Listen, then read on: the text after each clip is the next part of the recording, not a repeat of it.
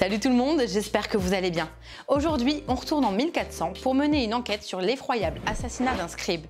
Que s'est-il passé? Qui a tué ce jeune homme? Pourquoi? C'est ce qu'on va tenter de découvrir dans Chronicles of Crime 1400.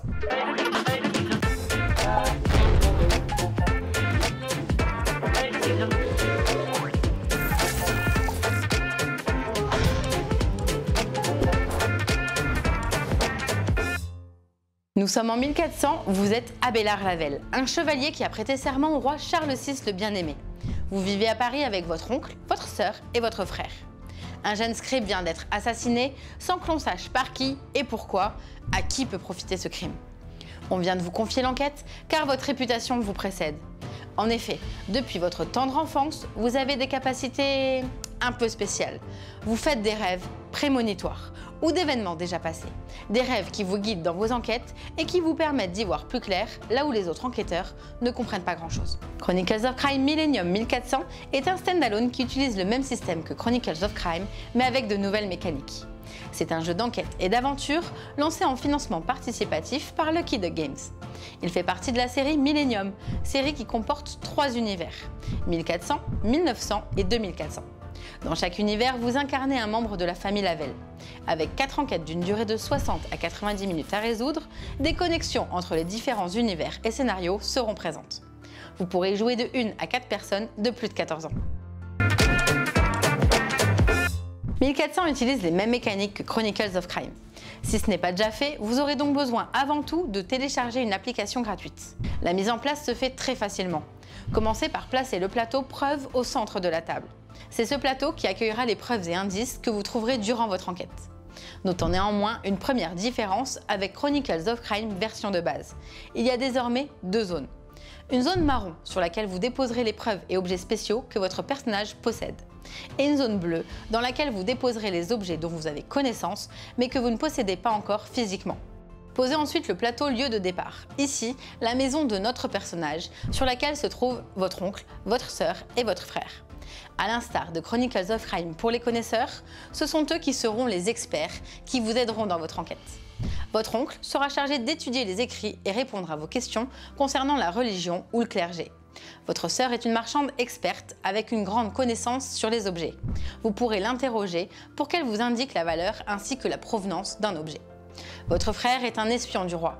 Son job est de savoir tout sur les gens de Paris. Vous pouvez l'interroger sur chacune de vos rencontres. On enchaîne ensuite avec une nouvelle mécanique de cette série Millennium, les cartes vision. Lorsque vous allez choisir votre scénario, vous allez devoir dévoiler de 4 à 5 cartes vision.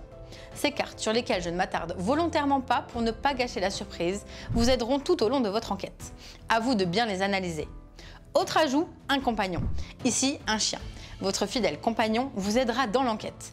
En effet, il suffira de faire appel à lui pour sentir une preuve et observer sa réaction. Enfin, pour finir la mise en place, vous placerez à portée de main les cartes preuves face visible.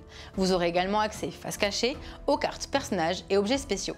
Les tuiles lieux seront placées à côté du plateau preuve au fur et à mesure de votre avancement. Voilà, la mise en place est faite, parlons un peu de la mécanique de 1400. Commencez par prendre votre mobile pour vous rendre dans un lieu. Pour cela, scannez la tuile préalablement dévoilée par l'application. Sur certains lieux, l'appli vous proposera de fouiller la scène. Avec votre mobile ou casque VR, cliquez sur Fouiller la scène et commencez à tourner sur vous-même afin de l'examiner dans ses moindres recoins pendant 40 secondes. Énoncez les indices que vous repérez. Les autres joueurs auront la charge de récupérer les cartes preuves à côté du plateau pour qu'une fois le temps écoulé, vous les scanniez. Si c'est un indice avéré, l'application vous demandera de le placer sur le plateau preuve, sinon remettez-le dans le paquet. Vous pourrez obtenir plus d'informations sur chaque preuve en sollicitant votre famille ou bien en interrogeant les personnages rencontrés. D'ailleurs, sur chaque lieu, l'appli vous indiquera les personnages présents. Vous pourrez donc les interroger. Pour ça, prenez la carte du personnage et scannez-la. Vous entrez ainsi dans un mode interrogatoire où il vous suffira de scanner une autre carte pour l'interroger. Chaque action fera avancer le temps dans la journée. À vous d'être le plus efficace pour résoudre l'enquête le plus rapidement possible. Une fois que vous pensez avoir démêlé toute cette histoire, rendez-vous sur la tuile de départ pour résoudre l'enquête en répondant à plusieurs questions.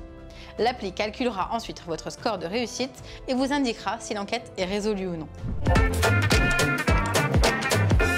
Tout ce qu'on aime dans Chronicles of Crime se retrouve dans la série Millennium, avec de nouvelles mécaniques bien trouvées, différentes époques et ambiances qui permettent de renouveler l'expérience et renforcent l'immersion.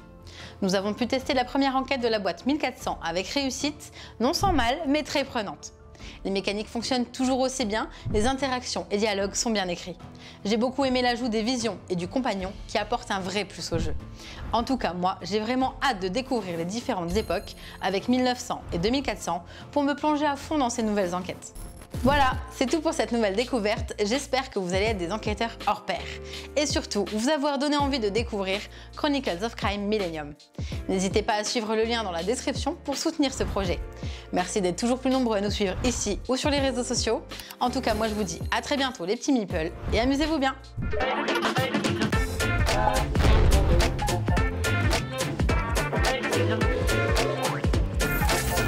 Allez, n'hésite pas à nous rejoindre sur YouTube. On va vivre des choses incroyables. Clic, clic, clic.